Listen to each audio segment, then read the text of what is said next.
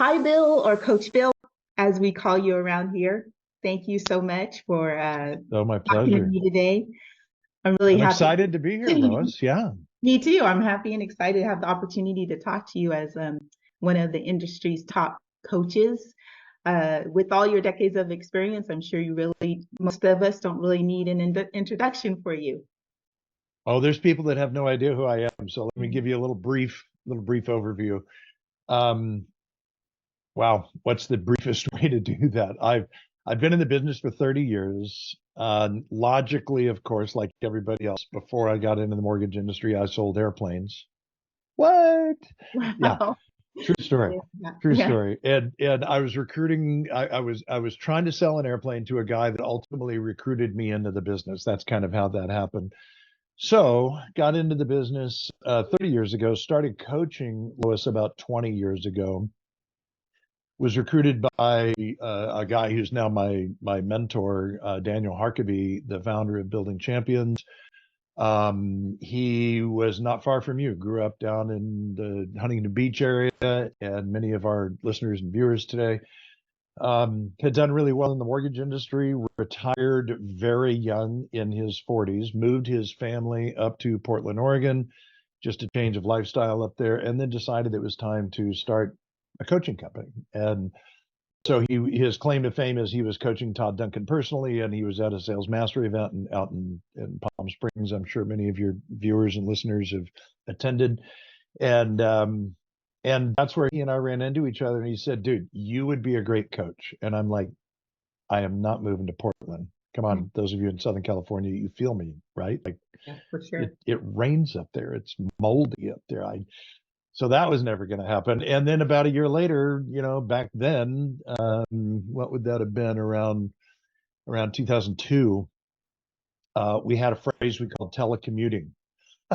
It's what it's what everybody does now, and it's remote work, right? So that's when he said, "Look, man, you can stay where you are and just recruit by phone." And so coach by phone. And so that's what I was doing for the last 20 years. And in that process, wrote a book and started a podcast and just have done all kinds of stuff. So that I did more than anything, I think for the people that we're talking to today, which I assume is someone either in the mortgage industry or a realtor, I've just been in your space for a long time. And I think I probably interviewed, last thing I'll say on that, Lois, I think I probably interviewed more top producing realtors over the years than anybody else at this point, anybody else alive. There's been a few other people, but they've passed on. So yeah, that's where I've lived. Awesome. Well, I know I first saw you speak probably about 15 or 20 years ago. I was really impressed with your style and everything, and so super happy to have you here with us. But one of the questions I had is, in the current market environment, what are Mm. some of the top problems that you've been solving for loan originators that you coach? Yeah. So great question. I am, and I have to say, I don't solve problems. I wish I could. I wish it was that easy. What I do, and I'm not trying to be cute with you. I just mean what I try to do as a coach is help people to step back from where they are, look at what they want to accomplish through a different lens, and then help them to make the decisions and choices that they need to make that I think are highly individualized. There's a few things. I mean, like, you got to make the calls, right? You got to talk to people and in either industry. But yeah, how somebody gets there and the way that's designed is up to them. But that's probably the main thing, is more conversations. You might have seen I just posted yesterday. I think it depends on when somebody views this, but I just popped up a video that I recorded in my Jeep in the parking lot of Trader Joe's, because I had just dropped my wife in front. I don't know if this sounds familiar to anybody, but she's walking around with the cart and she's buying stuff. And I just thought, you know what? This is on my heart. I'm just going to knock this out real quick. And quick tip for those of you just stepping into video, by the way, not an accomplished pro like Lois. Uh, Cinematic mode on your iPhone, if you're an iPhone user, is game changing, because then you're in focus and the background has a soft out of focus. And that message was simply, I think it was a minute and 14 seconds. And it was like, we just need to be having more meaningful conversations right now. So, if you ask me what's the conversation that I'm having every single day with people, it's literally that. It is, we have to find new creative ways to have more conversations with people. We're at a time, Lois, where particularly in the mortgage industry, we were used to a low rate environment where when rates would drop by an eighth or a quarter, which happened regularly over the last 10 years, we could send out an email or a text or a letter in the old days, a flyer, and we could generate leads. And suddenly we had two, three, four new loans because we just communicated that, hey, I think I can save you $300 a month, won't cost you anything. I mean, you know the drill. Right. And those days are over. And so what we have to do is step into an uncomfortable conversation, because I think most LOs right now feel like, well, okay, great. That person's got a 2 7/8, and I'm talking to them about 7.5. Like, why would they ever want to step into that? And I think there are multiple ways to get that done, but it requires some new disciplines, and I know we'll talk a bit about that. Yeah. So that's one of the things I wanted to ask you as far as when you're talking to, I know you've talked to, like you say, a lot of top producing loan officers. What would you say sets them apart from the rest of the group of loan officers? Yeah, there's a lot. There's a lot. I'm going to come down to my basic answer, but there's a lot because I don't want it to sound flippant. I think one of the things, Lois, that I see is when somebody makes the mental shift of, I'm going to run my business like a business. If you run your business like a business, like, I don't know if you've never ever known anybody, this is very random. If you've ever known anybody who became a Chick-fil-A operator, that's what they call their franchisees. A Chick-fil-A operator has a multiple year process to become approved to even step into that world. McDonald's franchisees spend millions of dollars for a franchise. You're going to spend a lot of money on a Subway franchise. I think we all know, the bar is pretty low, right, in terms of getting into the mortgage industry. So you don't have to do any of those things. But if you do make the decision that, you know what, I am going to run my business like a business, and that's going to dictate a number of things. I need to have a business plan. I need to have a set focus. I'm a huge fan of the Win by Noon planner. I'm sure you're familiar with it, but created by Todd Buxman, who I used to coach years ago. And it just allows you to structure your day in such a way that there's great specificity to it. Like, I know exactly what I'm going to do. Of course, you're going to get bumped off course. The interruptions come and appraisals don't come in, and, stuff happens, underwriters, conditionists, and we have to react to that. But I think staying on track with that. So anyway, the number one thing that comes to my mind is they run their business like a business. But if you asked me, in the 30 years I've been in the business, 20 years in the coaches chair, 30,000 hours of coaching mortgage and real estate professionals, if you ask me what's the one thing that differentiates most highly successful people, it's discipline. And here's the rough truth about discipline. Not all of us are naturally disciplined. I am not naturally disciplined. I grew up just being sort of fortunate that I could get along with people and had a big smile and, could make people feel good. Yeah, not a smile quite that good, but you understand what I'm saying. Yours is $1 million smile, by the way. You should use that all the time. Holy cow. So you're welcome. As a result, I had to figure it out later in life. Like in my 30s, I really had to figure out what discipline looked like. And so one of the things I mentioned Todd Duncan earlier, one of the things that Todd Duncan mentions in his training is the law of the dress rehearsal. So as an example, I give presentations all the time. I was in Raleigh last week talking to the Raleigh Mortgage Bankers Association. Next week, I'm speaking for Wally, if you know Wally Elabiari in Dallas, speaking to his group in the 24/7 Academy. And I would just show up for events like that in the past, Lois, and I'd just kind of wing it. Like, I knew I'd do okay, just kind of being me. But I was challenged with this idea of discipline, and I realized Todd was right. The law of the dress rehearsal states you've got to rehearse. Like Taylor Swift rehearses, John Legend rehearses. Will they sound great if you just show up at their house and they sit down at the piano? Of course, but how much better is it when they rehearse? And so I just think for those of us in both the mortgage and the real estate industries, if we get really serious about our craft and realize that I need to control or influence how I show up more effectively. And so I think there's some very specific ways to do that around training and, just becoming a better version of you professionally. And if there was ever a season for it, this is it, because people aren't knocking on our door. We have the time to do it. So take advantage of that. That's it. Yeah. That's it. So we're in the Inland Empire, and I hear sometimes loan officers will say, well, our area is different. Have you ever heard of that? Heard anyone tell you that? Everywhere I go, every single client I think I've ever spoken to at some point. It's so funny. Even today, people will say, well, you know, we have no inventory over here in Birmingham, Alabama. Really? Or, well, here in Santa Barbara, we don't have any inventory. Huh.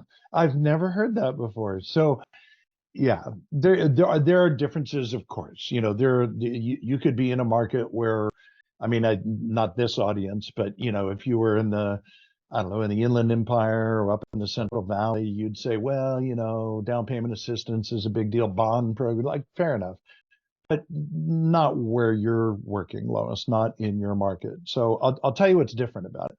What's different about it is, and I'm just going to be totally honest here. Can I just be like completely honest with you and your people? Okay. Here's what I know about real estate agents. First of all, real estate agents, God bless them. I mean, I'm grateful for them. But if you think about what that commission looks like for one unit of sale, right? So I don't know, in my neighborhood, we're in the 1.1 to 1.3 range, probably somewhere in there. So if you think about whatever, one side of a 5% listing, right? 2.5% on that. You do the math on that, and then you figure out what the split is with the real estate office. And it's not like the old days. I mean, when I got into the business 30 years ago, those splits were 50-50. That's not happening anymore. So my point simply is that individual, that person that decided to get into real estate, is making a very large commission for every unit of sales. So what does our subconscious learn? Our mind learns, well, I don't have to do a lot of those, right? I mean, I could do a few of those each year and make a really decent living. And so when it's the real estate agent that does a lot of volume, again, that'll be the person that thinks about their business like a business. They think about, I need 3 units a month, a sale made, 2 new listings, whatever. I need 3, I need 5, I need 2, whatever the numbers are. And they put a plan together for that. On the mortgage side, because the commissions are lower per unit of sale, we have to move a lot more widgets down the assembly line. And so I just think that's something that we have to sort of own, is that, in Southern California where we live, there's a disparity between the real estate and the mortgage side. People think that we make a ton of money per unit. That's not really the way that works. Certainly not in a market like this. We have caps, right? We have commission caps on the amount of business that we can do per unit. And so we just have to, if we're in the mortgage industry, we have to figure out how to move more widgets down the assembly line. Now, when I say that, I don't want to disconnect from the people side of it. One of my favorite phrases is Mark Laird, an owner of another mortgage company years ago in Texas, was the first one I heard say it. And he said, we're going to talk about families served, not files. And it's a wonderful distinction. And I hope that you view that way, that at the end of the day, we're helping families and we get paid as a result. If all you do is look at it as a thing or a unit of volume, it's easy to disassociate from the personal side. But anyway, is it different? Not a lot. Is it great? Yes. We are blessed to live where we live. I play golf, and I was just talking to somebody on the East Coast, and he said, so when do you stop playing golf? And I said, never. Like, it's 365 out here. Are you kidding me? Another guy asked me, Jeff Brown, one of our regionals on the East Coast, he has a Jeep, I have a Jeep. He said, hey, it's going to be, top off weather this weekend. I said, dude, it's top off weather all the time here. Like, I just the only time it's not top off weather is when my wife, whose hair looks a little bit like yours, gets into the Jeep. Then we close the top because her hair is going all over the place. Yeah, she So does. anyway, I don't Okay. think it's very different. I don't think it's very different, but I sure think that there's some lessons right now that we can all learn from this market. Yeah. Well, that's what I was going to ask you. As because we're in this tough market, low inventory prices, we're still getting multiple offers on listings, a lot of interest. Payments are high. What would you say is the best activities, loan officers should be doing, even though they may not be putting like a lot of numbers on the board or not as Mhm. many as they used to? How should they view this season? Yeah, it's a great question. So I had written this down earlier in anticipation of this interview, and I just see four things. I think it's time to become educated so that we can, number two, educate, and in the process, number three, build our database, and then number four is to stay in touch. So let me elaborate on all that a little bit. I think we need to become educated right now around all the alternatives, and we have great resources for that. Barry Habib and Dave Savage probably being the two voices I think that Barry directly and Dave with multiple interviews with top producers, which by the way is free. I hope your subscribers, anybody that's going to be listening to this, I want to make sure that I call it by its right name. Subscribe to the Trust Engine Productivity Mastermind Group. It used to be called the Mortgage Coach Productivity Mastermind Group on Facebook. It's free. I'm going to say it again. Trust Engine Productivity Mastermind Group. 17,000 members, 17.6. The reason I say this, Lois, is I tell all my clients that they should go there because, as an example, he just interviewed somebody yesterday in Columbus, Ohio, who's going to do 300 units this year.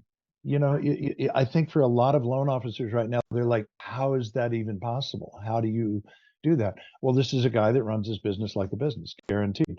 He has a structured day, guaranteed. He has specific activities that he's involved with every day. So I think we have to become educated as to what are other people doing right now, what's working for other people.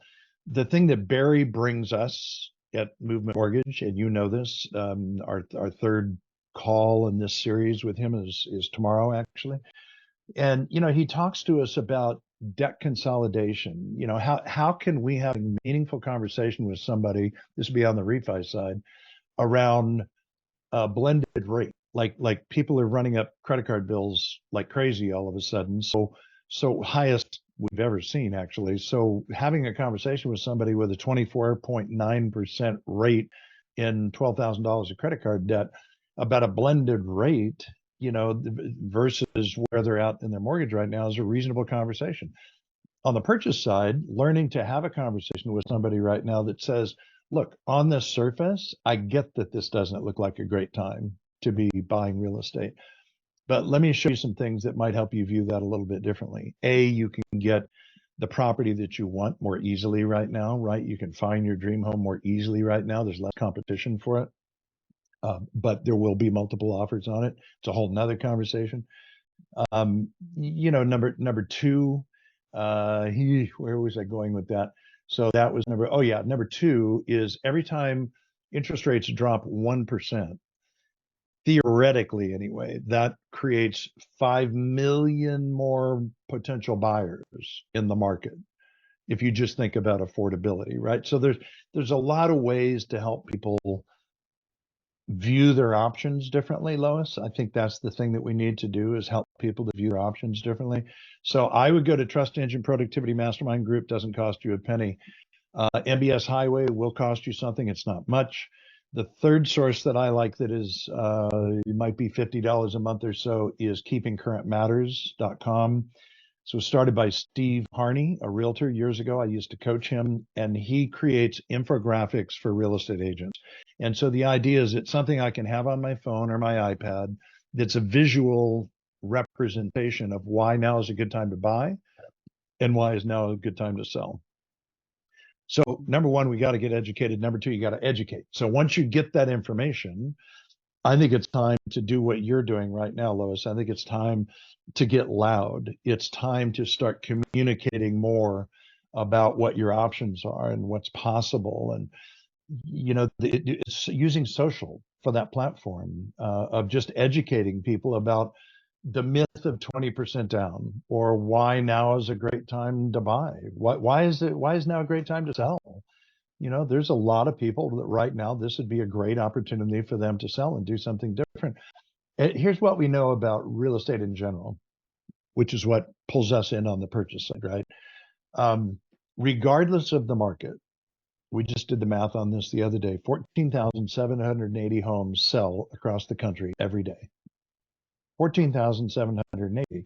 So what I have my clients do is take a little piece of paper, write 14,780, put it up on the corner of their monitor to remind them every day, you know what? I hear all this doom and gloom, but what I do know is people get married, people get divorced, babies are born, people die, people transfer in, people transfer out. Older people want to get into one-story homes, younger people need to get a yard. This stuff is going to happen anyway. And so if it's happening anyway, our job is to just get in front of it and buy brain cells. And the way we buy brain cells is, in the old days, it was all direct mail, right? It was all direct mail. And it's like, so what's my budget for direct mail? Still a legit investment. But if you don't have money right now, like social's free, you guys, it's free unless you're boosting and running ads. It's free. So I just think we have to educate so we can be educated. And then that leads to number 3, we must build our databases. When I ask an average audience of 100 loan officers, how many people are in your database, Lois, what they tell me is somewhere between 300 to 500 people. And it's just not enough. And typically that represents the realtors they work with and the borrowers that they've helped close loans. The most successful people that I know in this business have 1,000, 2,000, 5,000 people in their database. Some many, many more than that. Next week, I'm going to be with Wally. He's got 28,000 in his database. It's mind blowing, but the math just totally changes on this business the more people that you have. And it's like the old song we used to sing in church, right? You go deep and wide. You go deep with the few and wide with the many. So I believe number 3 is we build our database. And then number 4 is we stay in touch. We stay in touch. And we've not done a good job when rates were low. I think we can agree as an industry, we haven't done a good job at that.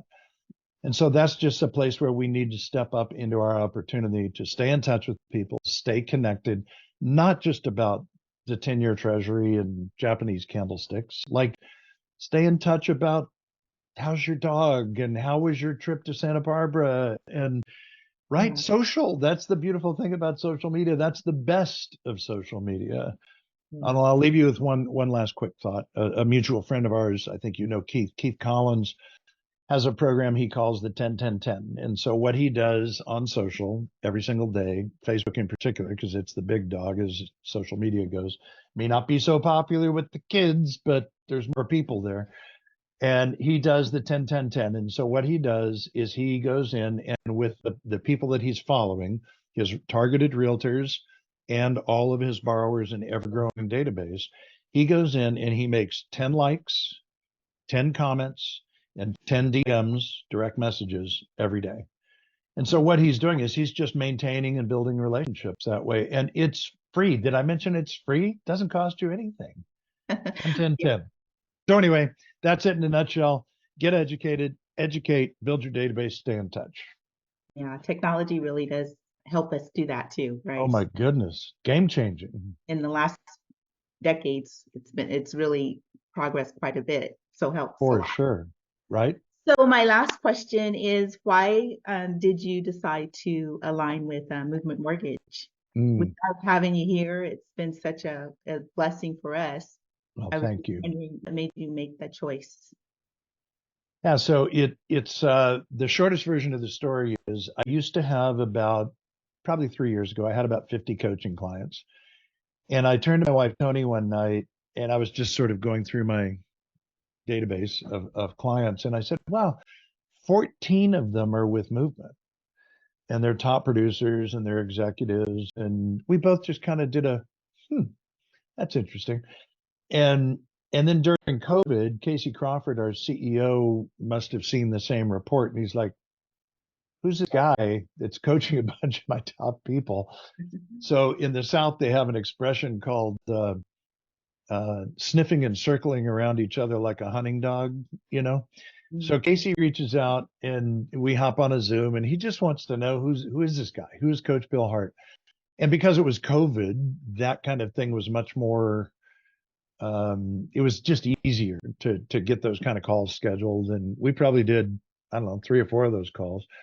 Ultimately, the company hired me to come in and do a talk to a bunch of our market leaders in Charlotte, paid me a good fee to do that. And what I didn't know is he and Mike Brennan, our president, had already decided we're going to make a run at this guy. And so at the end of the call, they tour me around one of our schools. We build charter schools. That's kind of the whole thing. We're what's referred to as an impact lender, and 49 cents of every dollar goes to charity. And so once I saw that, Lois, I just thought, oh my goodness, man, for a last chapter for me, because I've always said no. Anytime a company was trying to recruit me, it was always because, well, this guy's well known. So if we get him to wear our t-shirt, maybe we can recruit some people and that'll all be great.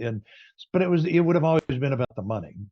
Mm-hmm. And so with this, it was like, wow, if we can have a material impact on the disadvantaged and the marginalized around this country and make a difference instead of just building somebody's beachfront property, which they're entitled to do. It's the free enterprise system and capitalism is alive and well. I mean, why wouldn't I want to be a part of that? So I joked to these guys. I said, well, to be honest with you, I would do this for free. And they both sort of nodded their heads. And I said, but I don't want to. So we negotiated something that worked out. But that was it, man. When your head and your heart intersect, I just think, that's what you got to step into. So that was the reason for my move to Movement. And man, I could not be more proud to be a part of this organization. Yeah, it's awesome. I love Movement, the impact lending that we support the foundation is a big deal for us all. Oh my goodness. Thank you so much Absolutely. for sharing that. Yeah. Oh, so my pleasure. So thank you, Bill, Coach Bill. We appreciate it. I You appreciate bet. it. Extremely excited to share this with everyone, and I hope that we can stay in touch. Well, let's do it. And if there's ever anything I can do to be of value to anybody, I'm easy to find. At Coach Bill Hart on social, you'll find me. I don't think we even have to give out emails or phone numbers anymore because it's just pretty easy to find people. Just hit me up, just DM me. And if I could never be of value to you personally, if you're listening to this or watching this, let me know. In the meantime, I'll tell you this about Lois. Lois and I don't know each other well yet. I look forward to that opportunity. But she has a fantastic reputation with our company, and you can see how much she cares about the industry. So if you have a question, if you have a direct issue right now, something locally, Lois would be